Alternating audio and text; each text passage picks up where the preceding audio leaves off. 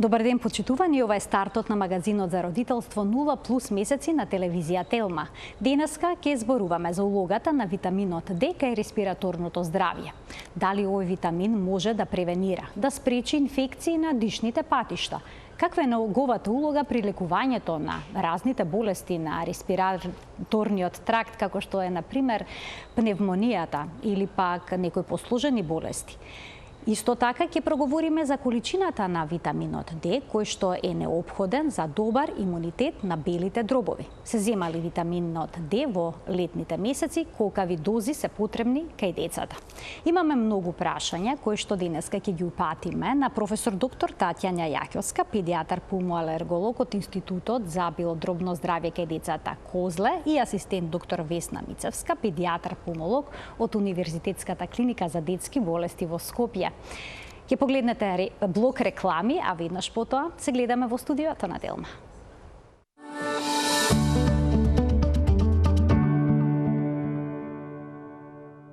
Сите знаеме дека витаминот Д има големо значење во здравјето на коските, забите и мускулите. Но каква е неговата улога кога станува збор за респираторните органи, ќе ни појаснат професор доктор Татјана Јаќовска, педијатар пулмоалерголог од Институтот за белодробни заболувања кај децата Козле. Добар ден, професорке. И асистент доктор Весна Мицевска, педијатар пулмолог од Универзитетската клиника за детски болести во Скопје. Добре ни дојдовте. И вие во студиото на Телма. Навистина ми е драго што сте тука, бидејќи ќе зборуваме за една тема која што открива многу нови детали кога станува збор за респираторното здравје. Ќе започнеме со тоа што е витаминот Д, дали е навистина витамин или пак е можеби хормон, бидејќи ги наоѓаме овие два описа во литературата, па и во она што ќе го просурфаме на интернет. Добар ден, благодарам за поканата. Значи, витаминот Д е хормон.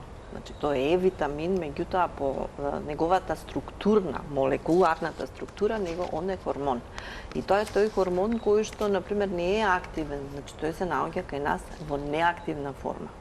Значи, се наоѓа и во кожата во неактивна форма и затоа нас не треба сонце, ултравиолетови зраци за да се активира и да почне неговата преработка од неактивирана форма во активирана, значи да патува до црниот дроб, а потоа до бубрезите и на крајот во крвта за да има својата активна улога. Така да, значи, потребно е сонце, ама сонце ултравиолетови зраци. Сончев витамин, всушност. Сончев витамин. Значи, не е преку прозорец. Значи, бебињата што ги сунчаат преку прозор. Тука не доаѓа во допир ултравиолетовите зраци. Значи, мора да биде надвор. Значи, надворешна средина, надворешно сонце. Не мора да биде јако сонце, како сега што е, меѓутоа може и наутро, и навечер, попладне, барем 15 минути, барем некој дел од телото, рачињата, ноџињата, ние секако како возрастни, значи, витаминот Д е потребен за сите нас. Има значајна улога кога станува збор за коските, за мускулите, но сега се открива дека имунитетот е во тесна корелација токму со овој витамин или хормон. Кога станува збор за респираторното здравје, дали е точно дека може да спречи акутни инфекции? Да? Може, да. Витаминот Д има покрај она главно на сите позната функција да го регулира метаболизмот на калциумот, посебно и на фосфорот. Тој има и свое влијание врз развојот и активностите на имунолошкиот систем. Имунолошкиот систем е еден многу сложен систем кој што учествува во одбраната на организмот од инфекции, од надворешни агенси и од некои внатрешни појави. Конкретно за акутните инфекции, тој учествува во активирање на вродениот имунитет преку повеќе механизми и го потпомага активноста на овој дел од имунитетот во борбата против акутните инфекции. Точно ли дека спречува колонизации со вируси, со бактерии на дишните патишта? Да, ги спречува во смисол да ја поттикнува и активира функцијата на делови од дишното стебло, како прва одбрана против овие инфективни агенси, против вируси и бактерии, со тоа го оневозможува нивното размножување и колонизирање на деловите од дишните органи. Значи директно влијае врз флората на нашиот организам, односно развојот на оние што се така наречени добри бактерии. Што значи тоа за честите настинки кај децата? Има ли улога во тој сегмент? Значи, тој е природен имуномодулатор. Значи, ние сме имале емисии нели за имуномодулацијата, нели имаме и препарати кои што се на вештачка основа. Меѓутоа, ова е природен имуномодулатор. Тоа е уствари неговата нова функција, која што не е баш нова, значи таа долго време тлее, ние тоа го обработуваме подолго време, меѓутоа, значи, на природен пат делува на имуните клетки. Значи, сите овие одбрани сега што се во смисла на инфекции, во смисла на екзацербации, значи на повторувачки инфекции, нели лежење во болница, пневмонии, нели ковидот, се сеќавате, се дава високи дози, не се докажа да речеме во некои студии има позитивно, во некои нема позитивно. Значи тука е некаде не може уште точно да му се дефинираат неговите бенефити во смисла нели која доза и сето тоа, меѓутоа сепак има влијание врз имуните клетки. Тие се различни, значи Б, Т клетки така натаму, значи влијае и на хуморалниот и на клеточниот имунитет. Значи на двата дела од имунитетот делува и така да значи тој е природен имуномодулатор и затоа ја има таа улога. И не е само во респираторното здравје, ние тоа го обработивме нели со колешката затоа што тоа и го работиме. Така, всушност сето тоа го сублимиравте во книгата Витаминот Д и респираторното здравје. Книга, да, каде што значи сме ги напишале најновите сознанија, со тоа што е сработено со нашите сознанија, тоа беа наши студии кои што ги испитувавме. Јас не обработував значи цистична фиброза и туберкулоза, значи имаме такви сознанија, колешката астма и алергиски ринит, кои што исто ги испитуваше преку студии. Нашите докторски тези се од тоа, така да тоа стварно се големи, да речам, студии, подкрепени со разни други нели странски студии. Така да тоа сето тоа во детали го има напишано во книгата, кој како делува и што може да се очекува. Меѓутоа не е само во респираторното здравје. Витаминот Д делува и кај карциномите, и кај невролошките заболувања, значи кај во многу за коската да не зборуваме, остеопороза, рахит и така натаму, значи во мускулните контракции во смисла нели на таков тип на болести, на мускулни. Така да има огромно влијание. Значи огромно. Има значи карцином на колон, па после има значи друг тип на тие автоимуни заболувања. Исто така.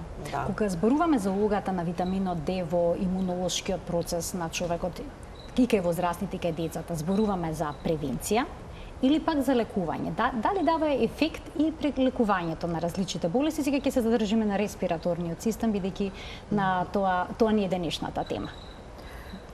Значи, првенствено, секогаш се удира акцент на превенцијата. Значи, со редовно давање на витамин Д, внесување преку исхраната првенствено, потоа и суплементацијата преку нели препарати, ќе овозможи нормално развивање на имунолошкиот систем и едно континуирано зачувување на здравието и борбата против инфекциите. Значи, превентивното давање се препорачува за сите возрасти, посебно поизразено за првата година, понатаму во текот на во детството и во возрастните години, посебно повторно акцент се дава на превентивното давање во повозрастните години.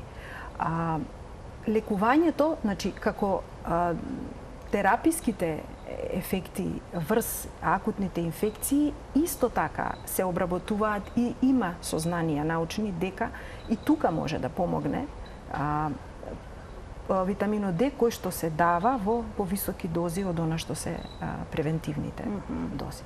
Доколку некој има ниско ниво на витамин Д, дали тоа ќе се почувствува во однос на респираторното здравје? Секако.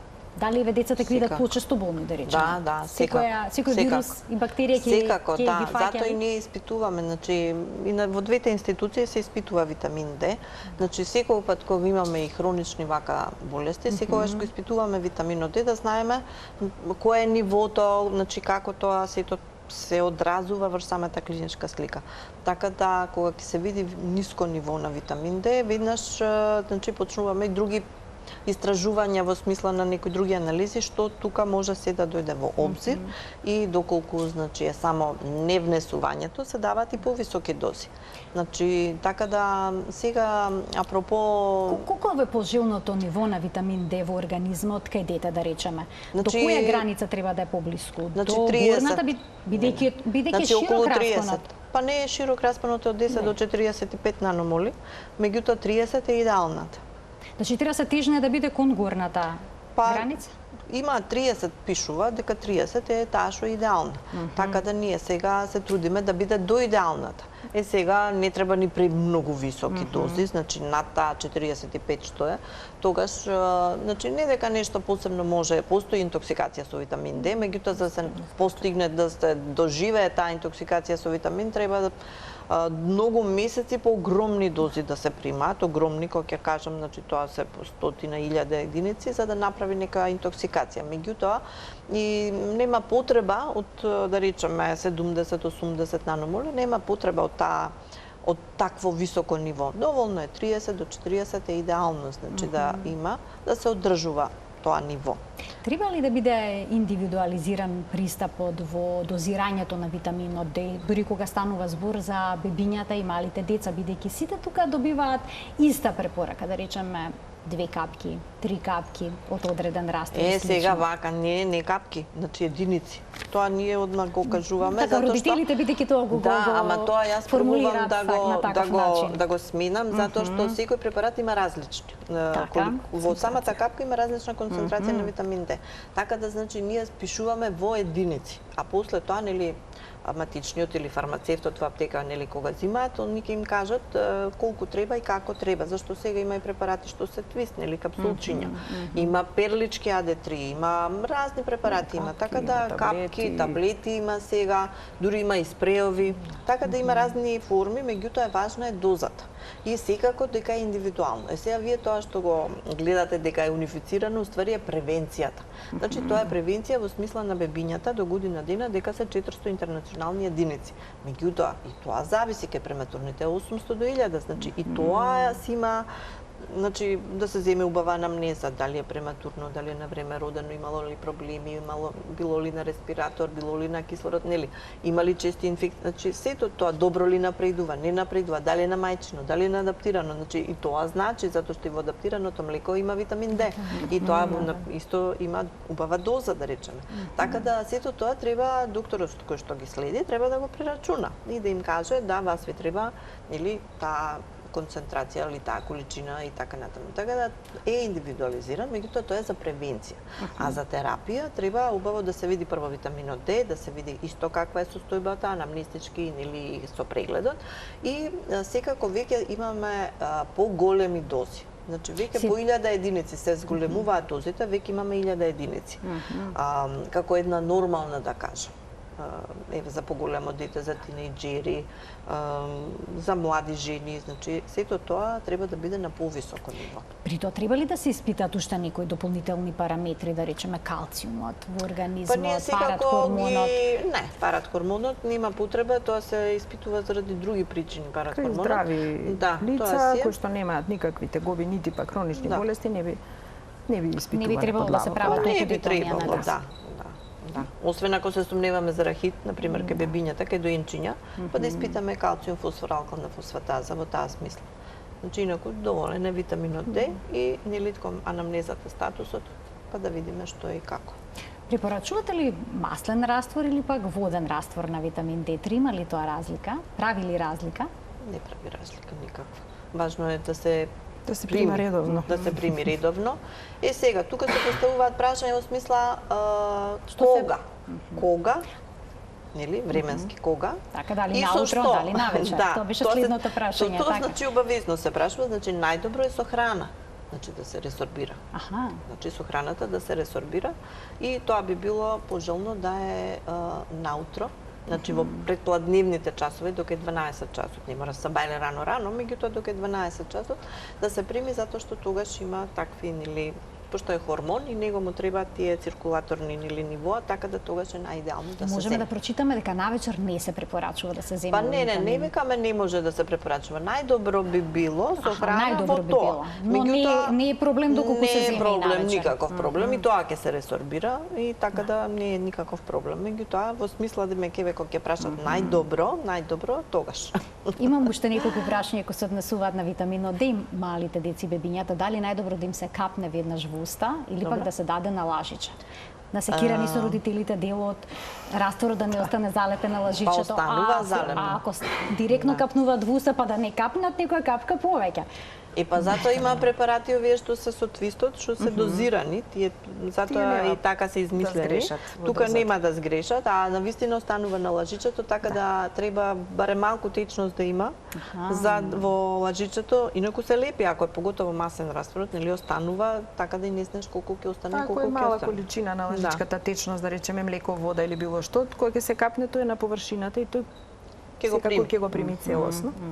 Бидејќи се мали дози, навистина директно само на лажиче останува малку, мала дел од количината останува. Тоа и онака се неколку капки, така да секако е попожелно да не бидат. Дали сега во топлите летни денови треба да се дава витамин Д? Зависи, ако има потреба ќе се дава. Јас сега имам доста пациентчиња кои што треба да го продолжат витаминот Д, кои што имаат изузетно низок витамин Д, кои што се со респираторни чести инфекции, кои што хронични белодробни болести и кои што, значи, им препорачувам да си продолжат. Меѓутоа имате нели во дојначката возраст секако се препорачува. Меѓутоа имате па и деца, еве сега имам неколку веќе со многу висок витамин Д, со повисок, па им викам да прекинат. Значи, пак е индивидуален пристапот, а инаку тоа што е лето, ако не излагаме надвор, исто си е џабе си е. Сега седиме во затворени простори, под клима, никој не може да излезе надвор. Дури и наутро е проблем да се излезе до 10 часот. Веќе многу е топло. Многу имаме нашите студии во книгата кои ќе ја чита, значи има во Македонија низок витамин Д. Што не би се очекувало? Па не се очекува, ама ние сме сите затворени по дома. Тоа е работата, што не излегуваме надвор, не го користиме сонцето, надворешниото, или да речем, не сме у надворешниот свет. Да не кажам децава се нон-стоп со тоа, летните и со компјутерите, излегуваат, нели, тоа зависи од животните навики. Спијат дома до 2-3 сатот, после не се излегува, така да животните навики у Македонија укажуваат дека не го користиме сонцето кој што треба. Да. И се полошо и полошо. Всушност сите ниски нивоа, сите во повеќето имаме ниски, па дури просечните со некои разлики во одредени популации во однос на полот, просечните вредности секогаш се повеќе према долната граница. Некогаш и подолната отколку во оние оптимални, да речеме, вредности. А дали има пациенти кои што не смеат да примаат поголема доза на витамин Д, на кој што тоа би создало проблем, или пак да речеме генетска предиспозиција, па колку и да давате витамин Д, повторно тој да биде нисок? Штета нема. Значи, таква работа, да има како интолеранција или такво нешто нема. Во литература такво нема. А ова дека има, например, и колку високи дози да давате, пак да му е ниско, има. Значи, јас лично сум имала неколку пациентчиња, затоа што за витаминот Д се потребни витамин Д рецептори. Тие витамин Д рецептори ги има на многу различни органи. И самите тие рецептори исто така имаат подкласи. Мислам, тоа ние го објаснивме. И така да некогаш џабе го давате, гледате дека е нисок и онда веќе треба да се испита и тој витамин Д рецептор, како што, која смисла, како би се дало, например, дали може би интрамускулно повеќе, затоа што зависи мала абсорбција, ако не ја вари добро храната, нема ни да го примени витаминот Д, тогаш мораме мускулно да дадеме. или, например, кај цистичната фиброза, потребно е да се дава со креон, затоа што не може масната храна и масниот витамин да го ресорбира ако не ги има панкреасните ензими. Значи не само таа болест, има и други болести каде што има недостиг на панкреасни ензими. Така, значи има разни ситуации.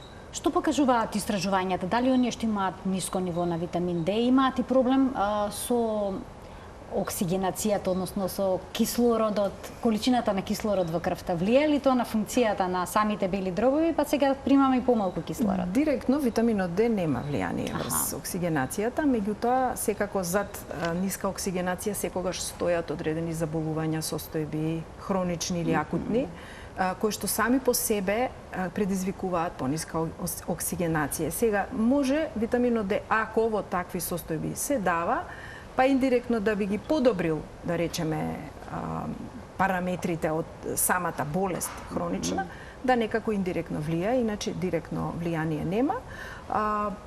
Испитување во однос на неговата, бидејќи голем дел од тие рецептори што ги има во повеќе органи, ги има и во белите дробови. И токму витаминот Д преку тие рецептори го контролира контрахирањето на мускулите во самите во белите дробови и може да доведе до намален проток на воздух, кој што би ги во оние хронични болести, хронични обструктивни болести или акутните екзацербации, како што да речеме астмата, може да придонесе до дополнително влошување на таа состојба. Исто така, тој делува и врз моделирањето, ремоделирањето на некои делови од сврзнато ткиво повеќе во белите дробови, па тука може да влијае и врз одговорот и способноста, капацитетот на белите дробови да можат да внесат поголема количина на кислород. Значи, директно влие врз имунитетот на белите дробови, би можело да се каже, врз неговата активност и функционалност. Врз здравието. Ќе ги вклучиме гледачите од овој момент во емисијата. Почитувани, можете да поставите прашање поврзано со витаминот Д и здравието на белите дробови. Зборуваме за децата, но и секако за возрастните, а еден од вас ќе ја добија и книгата Витаминот Д и респираторното здравје. Нашите гостинки се авторки всушност на оваа книга, која што содржи многу корисни совети, информации, препораки поврзани со сето она што меѓу другото и денеска ќе го говориме. Ќе продолжиме со со туберкулозата. Слушнавме дека има примери на туберкулоза кај нас, митавме дека искоренета болеста, но очигледно не е така. Дали витаминот Д туберкулозата не може да биде ефект? искоренета никаде во светот. Мислам, таа е многу специфична болест и таа е во подем во цел свет.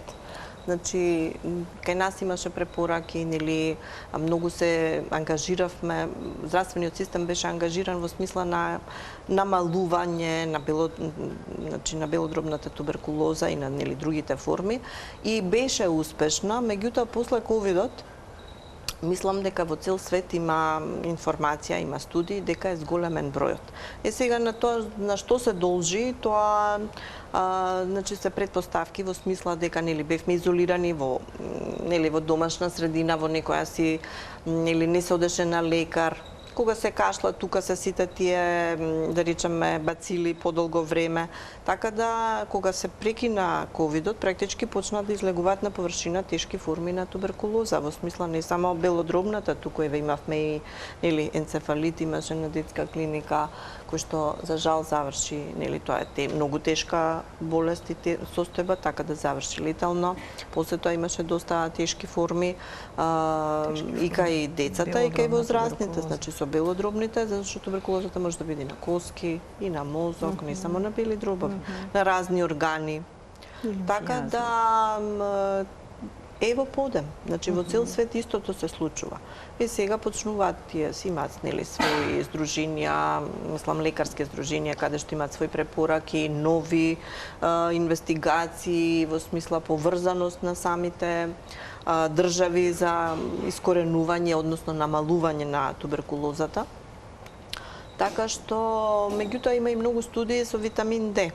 И сега имаме некои студии кои што го објаснуваат тој механизам како помага тој витамин Д по високи дози. Зборуваме за повисоки дози за витамин Д кај овие пациенти и некаде се, меѓутоа уште немаме онаков сигурен доказ дека ако се дава повисоко, дека еве ќе се има побрзо подобрување, нели секако се примаат лекови за туберкулозата, меѓутоа значи сепак може да помогне, нели во смисла и на тој клеточен имунитет. Така, значи покрај антибиотската терапија да се дадат и поголеми дози на витамин Д, за да има побрзо закрепнување. Некои студии велат дека некои студии се позитивни, кај некои нема некој толку добар ефект, меѓутоа штета секако нема.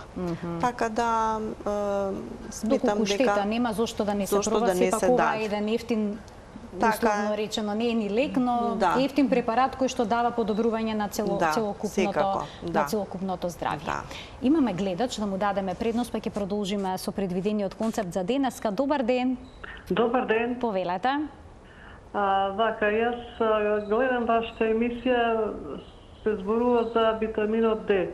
Меѓутоа, сакам да прашам докторката, дали примање на витамин С делува на покачување на хемоглобинот во крвта? Само тоа ме интересира. Дали витаминот С, секолку што разбира. Видете, сите препарати кои што се даваат за покачување нели на хемоглобинот, потребно им е витаминот С за подобро да се ресорбира во цревата. Така да затоа се дава витаминот С заедно со тие препарати за железо. Ако е тоа прашањето. Да, значи сепак има своја улога. За витаминот С ме интересира. Така, добро. Ви благодарам за вклучувањето во програма. Значи витамин С секогаш се зема во борбата против анемијата. Да. Има своја улога. Продолжуваме понатаму, ќе се задржиме уште малку со витаминот Д. Се повеќе деца имаат алергии, респираторни алергии, ринитис и слично. Дали витаминот Д има свое значење кај овие болести, но добив знак дека има гледач, да не чека, ќе му дадеме предност, а потоа ќе проговориме и за алергиите и улогата на витаминот Д кај детското здравје. Добар ден. Ало, добар ден. Повелете. Ќе ве молам, поздрав до емисијата, до водителката и до гостите. Благодарам. Прашањето е дали после неколку кутии примање на Д витамин од 4000 мерни единици треба да се направи контрола па да се продолжи со користење на витаминот. Или тоа се исфрла, дали вишокот на Д витамин е штетно по здравјето на при консумацијата на поголема количина од Д витамин. Ова е уште едно убаво прашање. Ви благодарам за вклучувањето во денешната емисија. На колку време потребно да се направат контрола, докторке? Значи мора да се направи обавезно. Значи после 3 месеци мора да се провери нивото, а таа доза што ја спомнавте е висока доза, обавезно да се провери и значи како што спомнав, значи високи дози, околу 100.000 да речам единици во период од најмалку 6 месеци до година дена може да направат интоксикација.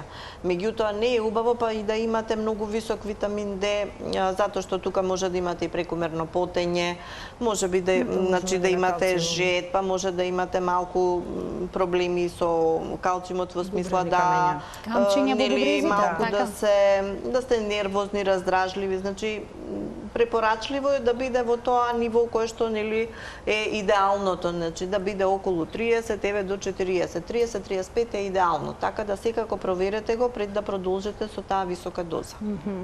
Значи секогаш мора да се направат контроли кога станува збор за терапија, односно терапија се нарекува тоа? Обавезно, терапија со витамин Д. Добро, уште еден гледач ке вклучиме. Добар ден. Добар ден за следниот гледач во денешната емисија. Добар ден. Во програма сте. Повелете. Ја следам вашата мисија за Д витамин. Ме интересира, јас сум во години, 70 например години. Ја редовно пред 20 дена редовно примав по една капсула со јадење од 500 милиграма, една витамин Д. И сега задните 20 дена од тие топло времето не примам. Сега прашањето ви мене, дали топлото време влияе на D-витамин. Дали да продължим, много ми е топло и витаминот D, викам да не ми е сега сонцето, да не го векако и сега го изпекнат. Да не претирате. Дали да продължим да го примаме? Така, дали да продължите или пак да направите пауза во овие топли летни денови? Повелете. Дозата од 500 единици, ако добро разбрав, колку што ја прима гледачот, не е преголема. За таа возраст дури се препорачува и 800 единици според Светска здравствена организација. Не е штета и тоа што сте прекинале некој период, значи и сега би можело исто така да се продолжи давањето на витамин D и покрај тоа што е лето. И покрај тоа што е лето, веќе споменавме дека сите седиме во затворени простори, нема да има штета доколку се земе. Уште еден гледач ке вклучиме. Добар ден. Добар ден. Повелете. Поздрав за вас и едно прашање за вас. Секако. Имам 60 години. Имам многу проблем со дишењето. Носот навечер ми се запнуеше и грлото. И пепна уво грло нос ми дадоа 2 по 4000-8000 де пием сега, пробиотик таму нешто. Дали е тоа штетно? Значи поголема доза, колку што разбра, витамин D, така? 8000. Претпоставам дека сте направили испитување на нивото на витамин D во крвта, така? Не, ја отидов директно горе и кажав, оти навечер викам спијам лимонот до мене или што и да било, затоа целиот, не можам да дишам. Така, добро, ви благодарам за вклучувањето во програма. Совет е да го проверите нивото. Значи има многу лаборатории, матичната може да ви даде и упат во некоја од најблиските лаборатории. Тоа се навистина високи дози и треба да го проверите нивото. Значи проверете го, па после тоа ќе имате препорака дали да продолжите и со која доза да продолжите. Уште еден гледач ке вклучиме, денеска навистина голем интерес за темата на која што говориме. Добар ден. Ало. Во програма сте, повелете. Ке ве замолам само да го намалите тонот на телевизорот, најдобро е сосема да го исклучите. Докато следите разговорот во слушалката, доколку сакате успешно да го поставите прашањето и да добиете одговор. Добар ден уште еднаш. Добар ден. Повелете. Сакам да прашам, јас сум по 70 години, примам поодамна, ми предпиша витамин D капки по 5. Само 5 од овие D3 од аптека, не знам, тие се дечи или не знам какви се. И јас цело време ги пијам, ме интересира дали исправно ги пијам, затоа што кога ќе станам на сабајлек испијам чаша вода и после капките. Дали треба нагладно да ги пијам и дали стварно соодветно ги земате. Така, добро, ви благодарам за вклучувањето во програма и ве го овој дел во капки. И па тоа, да, вие примате околу 1000 единици, меѓутоа убаво е да јадете со јадењето да си ги испиете за подобро да ги ресорбирате. Значи заедно со јадењето за подобра ресорбација. Дозата е доволна. Дозата е доволна, таман вие не е проблем. Аха, доволна и вода. Уште еден гледач ке вклучиме. Добар ден. Добар ден. Повелете.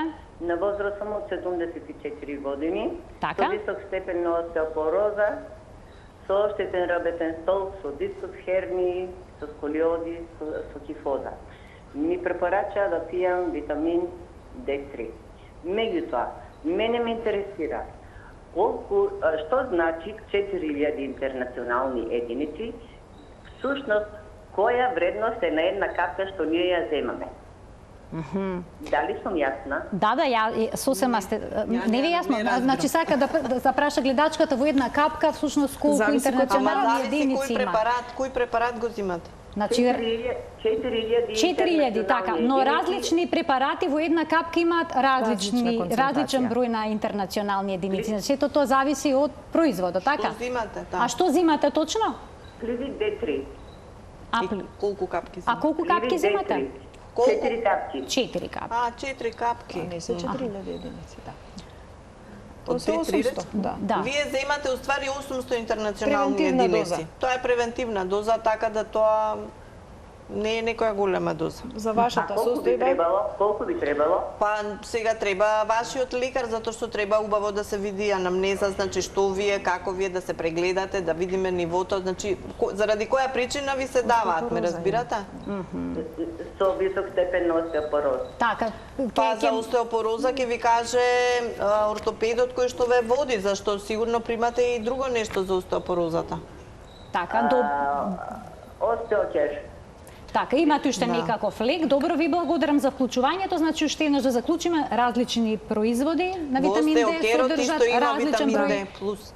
Не е исто 5 капки од еден производ и од друг производ. Ама сега и во остеокерот исто има витамин Д плюс единици, така да тој што ви ги препорачал ги собрал, значи малку од таму, малку од таму. Да. Така.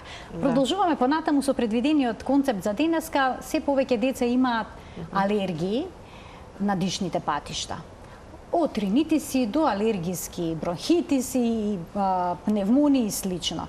Ќе помогне ли витаминот Д во решавањето на овој проблем? Со откривањето на ова вистински една комплексна функција и улога на витаминот Д во имунолошкиот систем, испитувањата во последните децении одат многу интензивно во тој правец на влијанието на витамин Д во различни имунолошки функции и механизми. Пак ќе се вратиме на оние рецептори.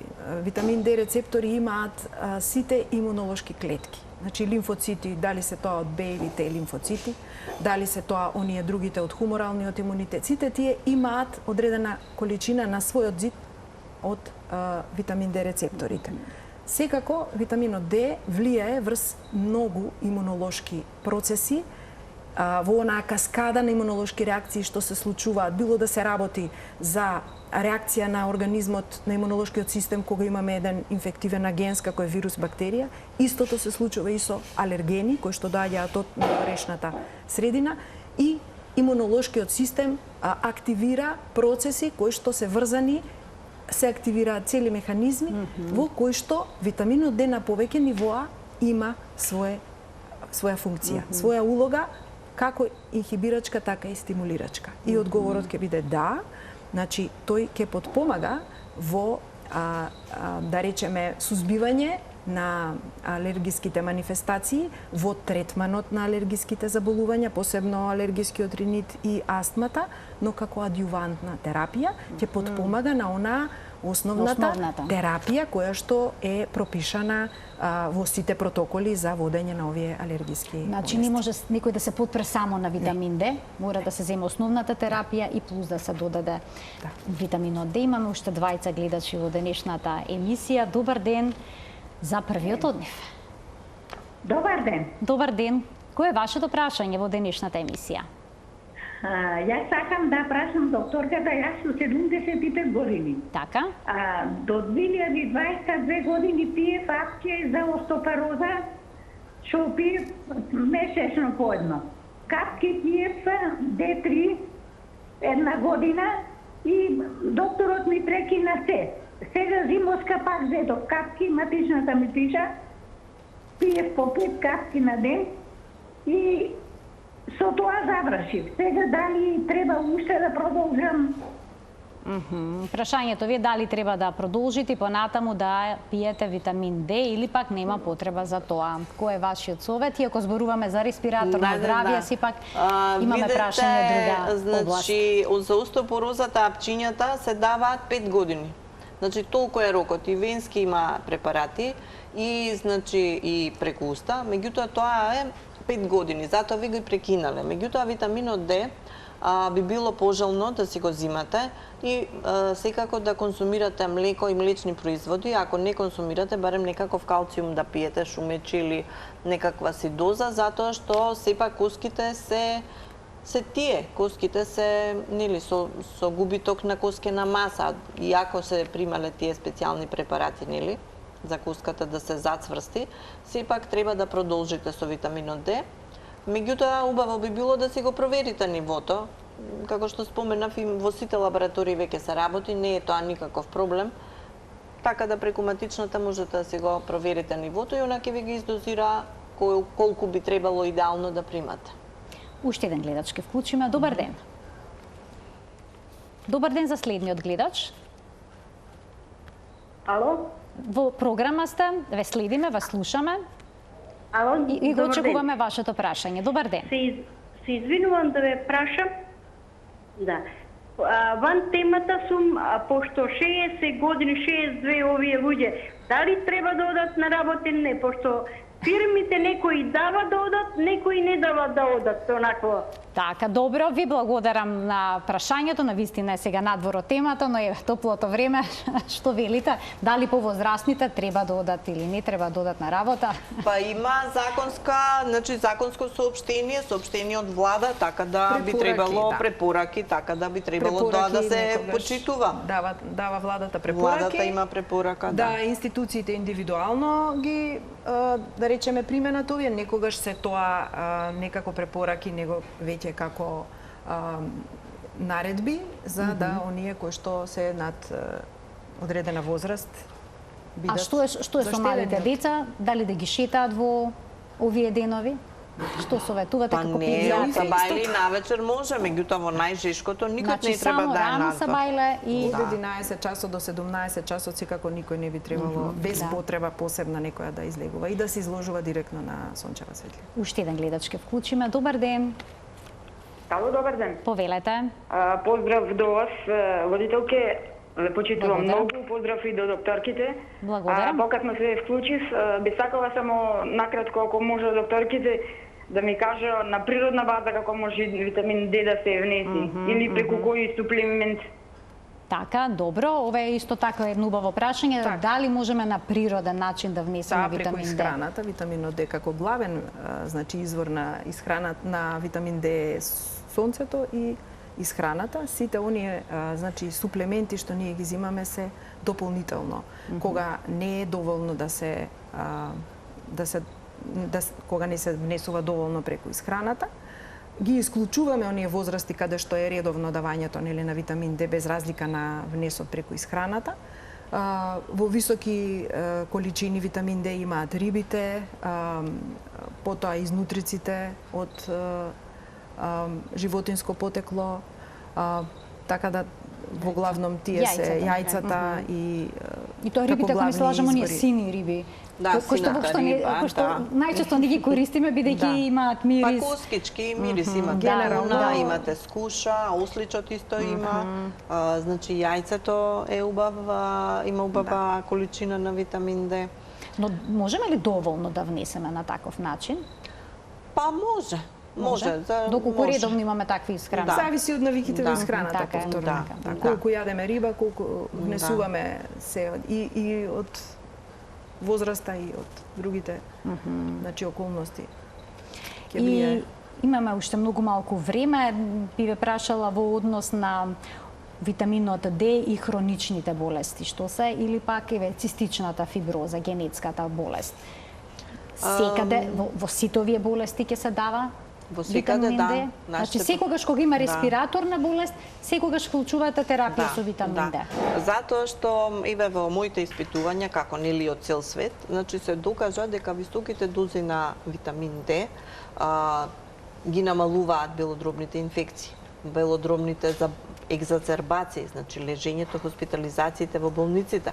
Значи многу ја подобрува белодробната функција. Значи ја покачува, затоа што практички имаме реагираат врз имунитетот, нели со хуморалниот имунитет во конкретниот случај кај оваа болест и едноставно многу подобро има одраз, многу подобар одраз врз респираторното здравје кај овие пациенти. Така да кај сите хроничари.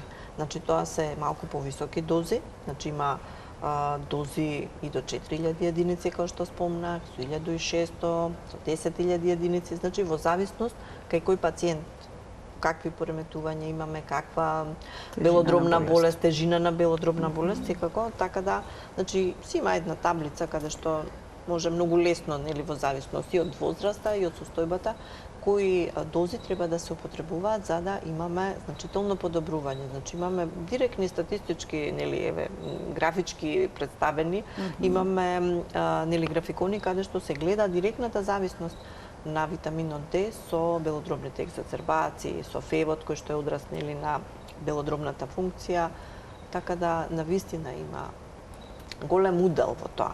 Значи, родителите кои што имаат деца со чести респираторни инфекции, со чести респираторни проблеми, најдобро да им направат испитување на нивото на витаминот Д на нивните деца. Да почнат од тука?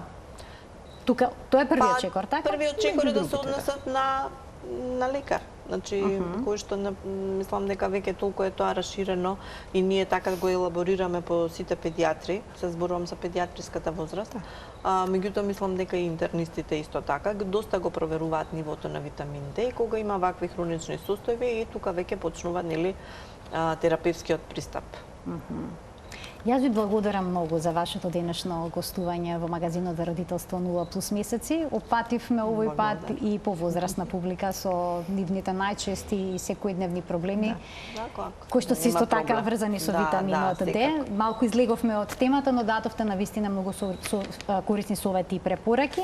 А оваа книга ќе ја поделиме на некои од гледачите на нашата страница на Facebook, значи по завршувањето на емисијата ќе може некој од гледачите да ја добие и да ја прочита. Полна е со корисни информации. Да. Почитувани, ова беше се во денешната емисија. Ви благодарам на вниманието со кое што не следевте. Пријатно.